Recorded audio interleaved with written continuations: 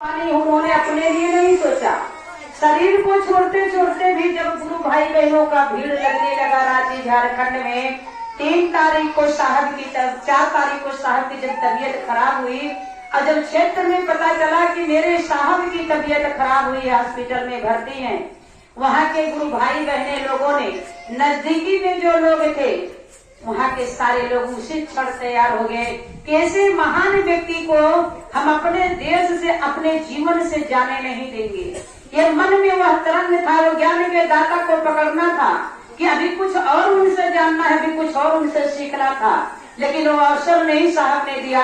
साहब ने कहा कि भैया रामता जोगी बहता पानी, हमको भी जाना है, आपको भी जाना है। और साहब की बाणी सत्य हुआ। वो बार बार इस बात को कहते थे कि रहना है होटल में, मरना है हॉस्पिटल में। क्या जरूरत थी, साहब चाहते ना तो वो हॉस्पिटल में नहीं जाते, लेकिन साहब की हर की बात सत्य निकली और उन्होंने कहा कि इस फुलवारी को मैंने सींचा है, मैंने अपने खून पसीने को जला करके सींचा है।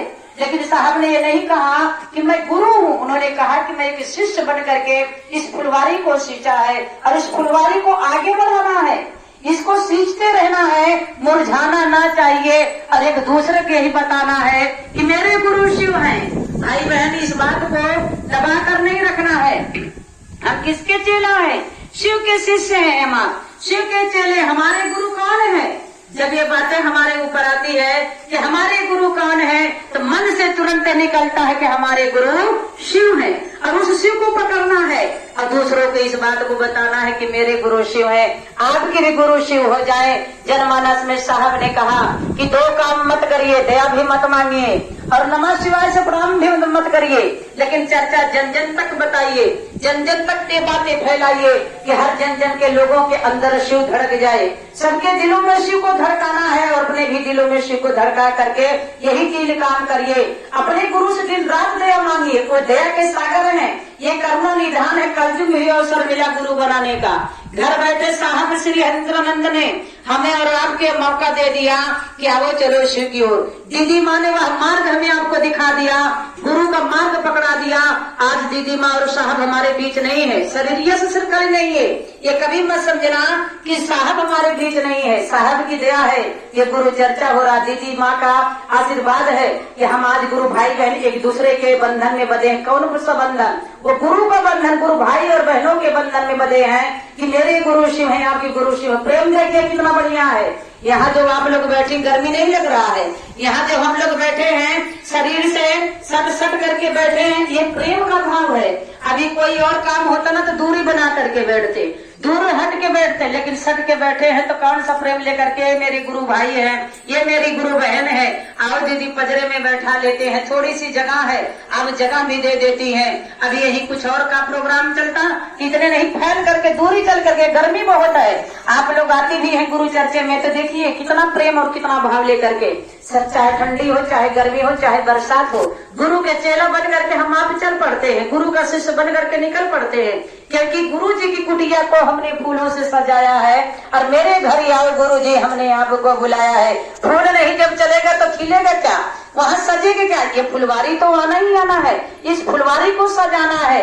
यहाँ फूल की भी जरूरत नहीं है, यहाँ जरूरत है हमारे और आपके गुरु भाई बहन का वो मन जो शिव को अपने मन में बसाना है। उस मन से फुलवारी को सजाना है, उस मन से लोगों के तक, जन जन तक के बात बताना है कि भैया बहनी अज्ञान तक अपने जीवन को ना भटकाइए, शिव का मार्ग पकड़िए। आपके भी गुरु शिव हैं, मेरे भी गुरु शिव हैं। इतने सुंदर इस कलयुग में अवसर मिला, घर बैठे ये मौका मिला।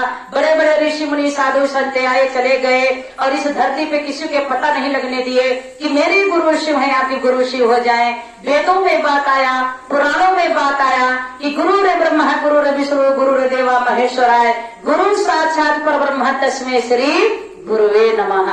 ये बात सबको पता था, लेकिन किसी ने भाव नहीं जगाया। हर एक व्यक्ति भगवान का पूजा किया, शिव ही भगवान है, भगवान ही शिव है। साहब ने बताया कि इस बात को जब पता चला, अंतःकरण से मैंने उसी शिव को पकड़ लिया और 44 साल तक शिव के दुनिया में साहब चलते रहे, मार्ग नहीं बदले।